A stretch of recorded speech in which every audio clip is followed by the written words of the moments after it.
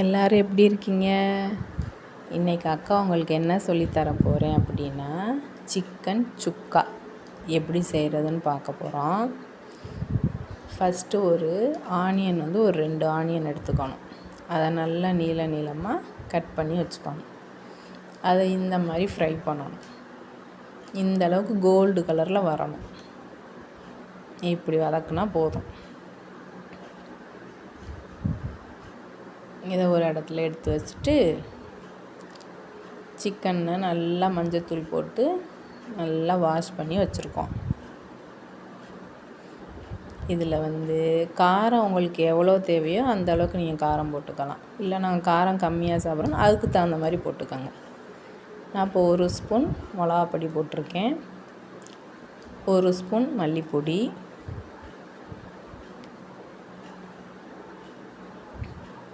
எல்லோரும் வீடியோ பார்த்துட்டு லைக் பண்ணுங்கள், ஷேர் பண்ணுங்கள், சப்ஸ்கிரைப் பண்ணுங்கள். 1 ஸ்பூன் சீரகத்தூள்,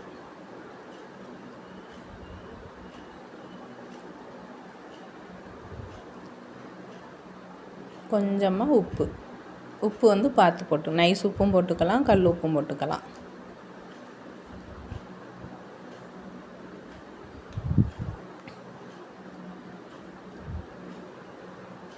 சீக்கிரம் எல்லோரும் சேனலை சப்ஸ்கிரைப் பண்ணுங்கள். நம்ம ஃப்ரை பண்ணி வச்சுருந்தோம்ல அந்த ஆனியனை இதில் போட்டுறோம்.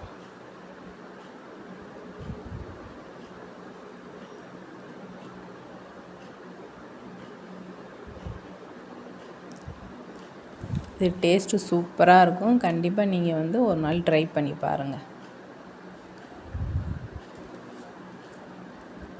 இல்லை 1 ஸ்பூன் இஞ்சி பூண்டு பேஸ்ட்டு,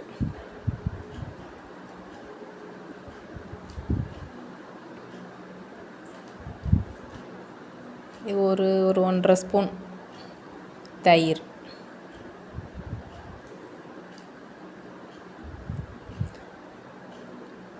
ஒரு ஸ்பூன் நெய் ஊற்றிக்கணும்.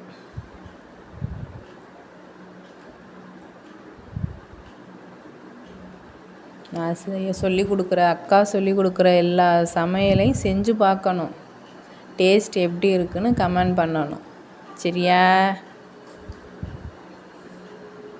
யார் என்ன கமெண்ட் பண்ணலை, சப்ஸ்கிரைப் பண்ணலை, அக்கா நீங்கள் சொல்லி கொடுத்தது சூப்பராக இருந்துச்சுக்கா அப்படின்னு ஒருத்த கூட கமெண்ட் போடலை.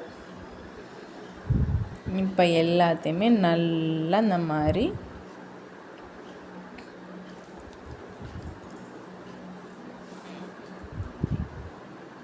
எல்லா மசாலாவுமே நம்ம இந்த மாதிரி என்ன செய்யணும்னா, நல்லா சப்பாத்திக்கு மாவு பிணையிற அளவு மாதிரி எல்லாத்தையும் போட்டு நல்லா பிணைஞ்சு எடுக்கணும்.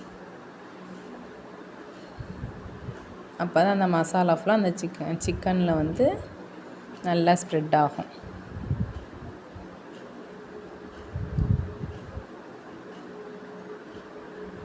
இது ஒரு 1 ஹவர் ஊற வைக்கணும். இது அப்படியே ஊறிட்டுருக்கட்டும். அதுக்கடையில் உங்களுக்கு என்னென்ன வேலை இருக்கோ எல்லா வேலையும் பார்த்துட்டு வந்துடலாம்.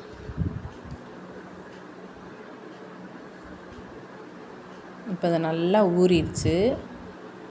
நம்ம ஆனியன் ஃப்ரை பண்ணி வச்சுருந்தோம், அதே சட்டியில் அப்படியே அந்த சிக்கனை எண்ணெயை ஊற்றி இந்த சிக்கனை அப்படியே போட்டுற வேண்டியதான்.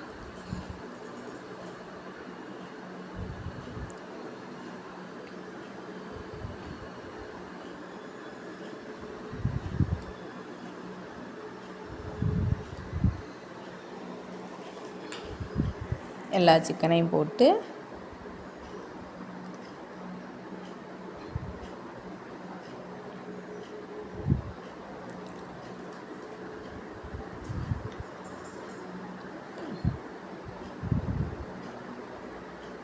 எல்லாத்தையும் நல்லா ஒரு பெரட்டுன்னு பெரட்டி எடுக்க வேண்டியதுதான்.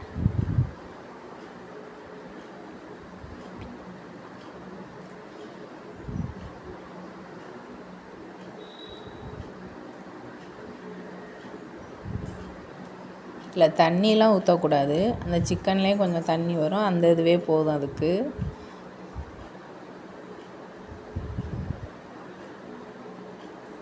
மசாலா எல்லாமே நல்லா ஊறினால டேஸ்ட்டு சூப்பராக இருக்கும்.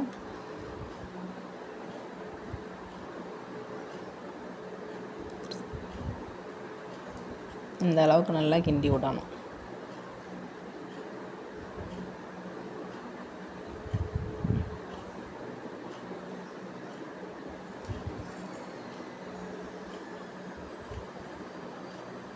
ஒரு 5 நிமிஷம் அப்படி கிண்டிட்டு திருப்பி ஒரு தடவை ஒரு 5 நிமிஷம் அப்படி கிண்டி விடணும்.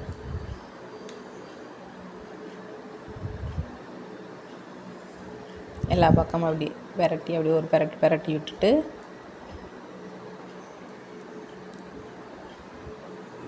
மூடி எடுத்து ஃபுல்லாக க்ளோஸ் பண்ணி மூடிடணும். அது ஒரு 5 நிமிஷத்துக்கு.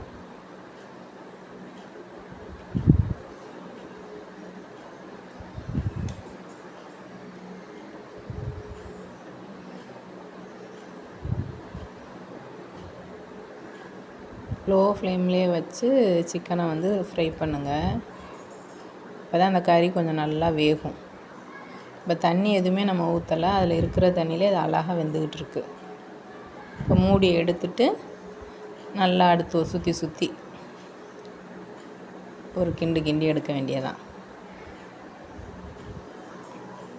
ஃபஸ்ட்டு மட்டும் க்ளோஸ் பண்ணால் போதும் ஒரு 5 நிமிஷத்துக்கு. அதுக்கப்புறம் க்ளோஸ் பண்ண தேவையில்லை.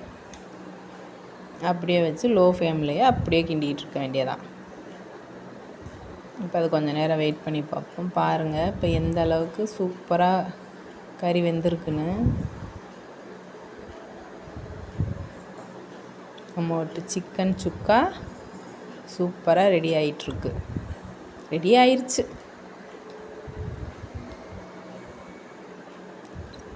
மேலே நல்லா கிறிஸ்பியாக இருக்கும், உள்ளே நல்லா சாஃப்டாக இருக்கும். கண்டிப்பாக நீங்கள் ட்ரை பண்ணி பார்க்கணும். இறக்குறப்ப கொத்தமல்லி கருவேப்பிலை போட்டு இறக்கிற வேண்டியதான். பார்த்தீங்களா எப்படி இருக்குது? பார்க்கையிலே சாப்பிட்ணுன்னு தோணுதில்ல? நீங்கள் இதே மாதிரி செஞ்சு பாருங்கள். இதுக்கு வந்து தயிர் சாதத்தோடு வச்சு சாப்பிட்லாம், முட்டை தோசையோடு வச்சு சாப்பிட்லாம், இட்லி சுட இட்லி ஊற்றியும் சாப்பிட்லாம், எப்படினாலும் சாப்பிட்லாம். நான் இன்றைக்கி முட்டை தோசை ஊற்றி சிக்கன் சுக்கா வச்சு சாப்பிட போகிறேன். அந்த ஃப்ளேவரை பாருங்கள் எப்படி இருக்கணும், அட்டகாசமாக இருக்குல்ல? கண்டிப்பாக நீங்கள் ட்ரை பண்ணி பார்க்கணும். எப்படி வந்துச்சுங்கிறத கமெண்ட் பண்ணணும். சீக்கிரம் சப்ஸ்கிரைப் பண்ணுங்கள். யாருமே சப்ஸ்கிரைப் பண்ணவே இல்லை. அக்காவுக்கு சீக்கிரம் சப்ஸ்கிரைப் பண்ணி விடுங்க, லைக் பண்ணுங்கள், ஷேர் பண்ணி விடுங்க. நீங்களும் ட்ரை பண்ணி பாருங்கள், எப்படி இருக்குன்னு சொல்லுங்கள். ஓகே, பாய்.